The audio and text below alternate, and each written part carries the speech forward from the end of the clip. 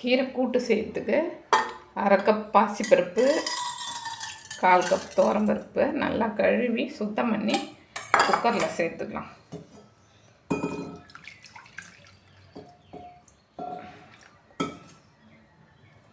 ஒரு 2 கப்பு தண்ணி வச்சுக்கலாம்.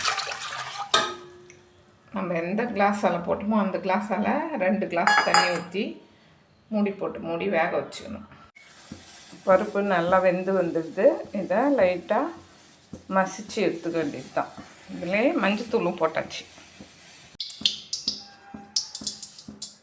எண்ணெய் நல்லா காஞ்சி வந்ததும் 1 ஸ்பூன் கடுகு சேர்த்துக்கணும், 1 ஸ்பூன் உளுத்தம்பருப்பு சேர்த்துக்கணும்.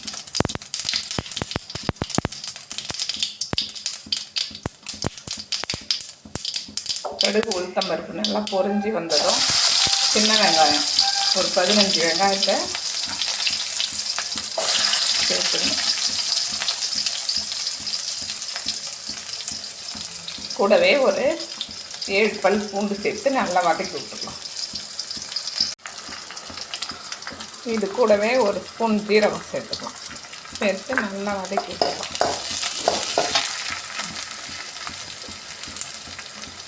ஒரு தக்காளி கட் பண்ணதையும் சேர்த்து வதக்கலாம். வரமிளகாயும் ஒன்று கிள்ளி சேர்த்துக்கலாம்.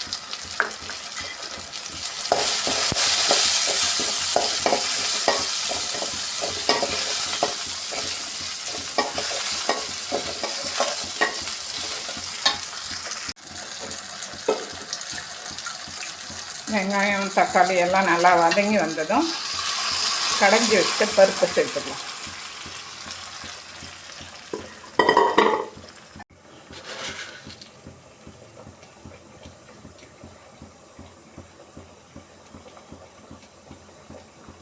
உப்பு 1 ஸ்பூன் சேர்த்துக்கலாம். சேர்த்து நல்லா கலந்து விட்டுக்கணும்.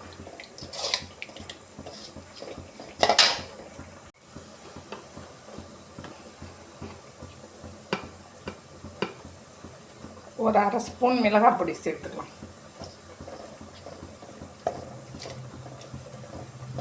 இந்த பச்சை வாசனை போகிற அளவுக்கு நல்லா கொதிக்கணும். ஒரு 1/4 ஸ்பூன் பெருங்காய பொடியும் சேர்த்துக்கலாம்.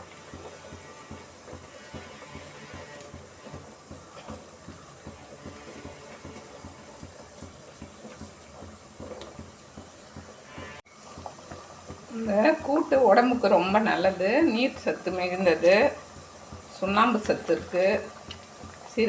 சிறுகீரை கூட்டை அடிக்கடி செஞ்சு சாப்பிடுங்க. சூப்பராக உடம்பு நல்லா குளிர்ச்சியாக இருக்கும் வெயிலுக்கு. கீரையை எடுத்து இதில் போட்டு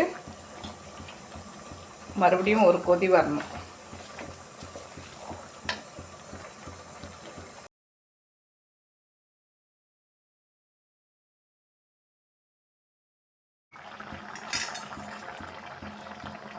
கீரை நல்லா வெந்துடுது. கொஞ்சமாக தேங்காயும் ஜீரகத்தையும் அரைச்சதை சேர்த்து நல்லா கலந்து வச்சுக்கலாம். சூப்பராக